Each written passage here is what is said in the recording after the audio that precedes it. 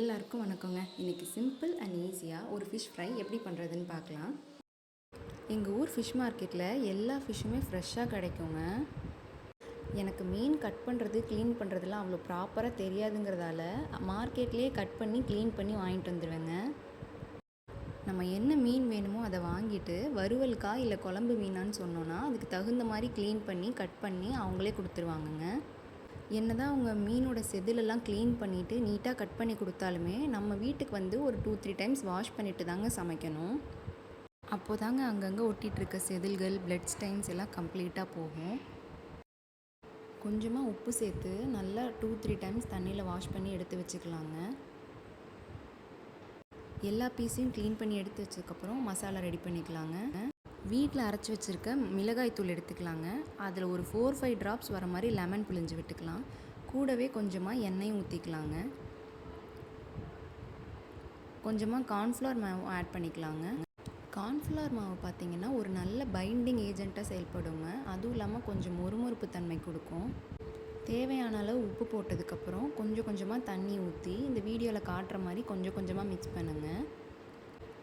ஏன் கொஞ்சம் கொஞ்சமாக தண்ணி ஊற்றி மிக்ஸ் பண்ண சொல்கிறேன்னா, தண்ணி அதிகமாகிடுச்சுன்னா மீனில் மசாலா ஒட்டாது. அதனால் கொஞ்சம் கொஞ்சமாக தண்ணி ஊற்றி அந்த பதம் வர வரைக்கும் பொறுமையாக மிக்ஸ் பண்ணிக்கலாம். இதிலே பார்த்திங்கன்னா நிறையா மசாலா டைப் இருக்குது. இஞ்சி பூண்டு பேஸ்ட் வச்சு பண்ணுறது, கருவேப்பிலை பொடி வச்சு பண்ணுறது, அந்த மாதிரி நிறையா வெரைட்டி இருக்குது. ஆனால் நான் இது சிம்பிளான ஃபிஷ் ஃப்ரைங்கிறதால சிம்பிளான மெத்தட் சொல்லியிருக்கேன். அடுத்தடுத்த வீடியோவில் நான் அந்த மாதிரி டிஃப்ரெண்ட் ஃபிஷ் ஃப்ரைலாம் உங்களுக்கு போஸ்ட் பண்ணுறேன் கண்டிப்பாக. இந்த வீடியோவில் நான் ஆட் பண்ணியிருக்க மசாலாவே வீட்டில் செஞ்ச மசாலா தாங்க. இந்த மசாலாவில் பார்த்திங்கன்னா காஞ்ச மிளகாய், முழு மல்லி, மஞ்சள், மிளகு அந்த மாதிரி நிறைய இன்க்ரீடியன்ஸ் எல்லாம் நல்லா வெயிலில் காய வச்சு அரைச்சி ரெடி பண்ணியிருக்கேங்க. அதுக்கான ரெசிபியும் நான் நெக்ஸ்ட் வீடியோவில் அப்லோட் பண்ணுறேன். இப்போ மசாலா பார்த்திங்கன்னா கரெக்டான பதத்துக்கு ரெடி ஆயிடுச்சு. இப்போ மீனில் தடவணும்னா நல்லா கரெக்டாக ஒட்டும். மீனில் மசாலா தடவும் போது எல்லா இடத்துலையும் ஈவனாக ஸ்ப்ரெட் ஆகிற மாதிரி தடவணுங்க. அப்படி இல்லைன்னா பொரிச்சு எடுக்கும்போது ஒரு இடத்துல காரம் அதிகமாகவும் ஒரு இடத்துல காரம் கம்மியாகவும் இருக்கும். நல்லா ஈவனாக தடவணுன்னா தான் மீனில் எல்லா இடத்துலையுமே ஈவனாக காரம் இறங்கும். ஃபிஷ் ஃப்ரையை பொறுத்த வரைக்கும் மீன் மசாலா தடவும் போதும் சரி, பொரிச்சு எடுக்கும்போதும் சரி, நமக்கு பொறுமை ரொம்ப முக்கியங்க. அப்போ தான் ஈவனாக எல்லா இடத்துலையுமே கரெக்டாக வெந்து வரும்.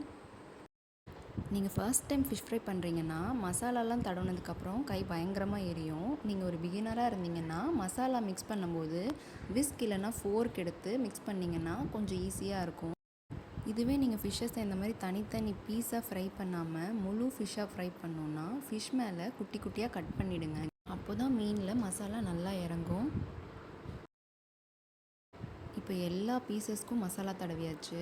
ஒரு பெரிய பிளேட் எடுத்து எல்லாத்துலேயும் ஒன்று மேலே ஒன்று படாமல் தனித்தனியாக ஈவனாக அரேஞ்ச் பண்ணிவிடுங்க. நல்ல ஸ்பேஸ் விட்டு ஈவனாக அரேஞ்ச் பண்ணதுக்கப்புறம் நல்ல வெளிச்சம் படுற மாதிரி காத்தோட்டமான இடத்துல வச்சுருங்க.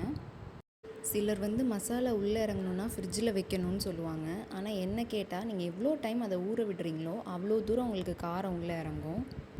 உங்கள் வீட்டில் கிட்ஸ் இருந்தாங்கன்னா மசாலா தடவி ஒரு 10 மினிட்ஸ்லேயே இந்த மாதிரி தோசைக்கல்லில் கொஞ்சமாக எண்ணெய் ஊற்றி 2 சைடும் பொறுமையாக திருப்பி போட்டு எடுத்து கொடுத்தீங்கன்னா அவங்களுக்கு பிடிச்ச மாதிரி காரம் கம்மியாக சூப்பராக ரெடி ஆயிரும்.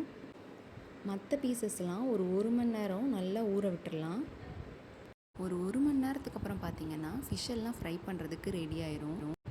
நான் ஆயில் கம்மியாக யூஸ் பண்ணுங்கிறதால கொஞ்சமாக ஆயில் ஊற்றி 2 பீஸாக பொறுமையாக போட்டு பொரிச்செடுத்தேன். மீடியம் ஃப்ளேமில் வச்சு பொறுமையாக 2 சைடும் திருப்பி போட்டு எடுங்க. அப்படி இல்லைன்னா அதை வேகாமல் திருப்பினீங்கன்னா உடஞ்சிரும் பீசஸ்லாம். வீடியோவில் சொன்ன மாதிரியே பொறுமையாக ட்ரை பண்ணி பாருங்கள், கண்டிப்பாக நல்லா வரும். இந்த வீடியோ உங்களுக்கு பிடிச்சிருந்துச்சுன்னா லைக் பண்ணுங்கள், ஷேர் பண்ணுங்கள், மறக்காமல் சப்ஸ்கிரைப் பண்ணுங்கள். தேங்க்ஸ் ஃபார் வாட்சிங்.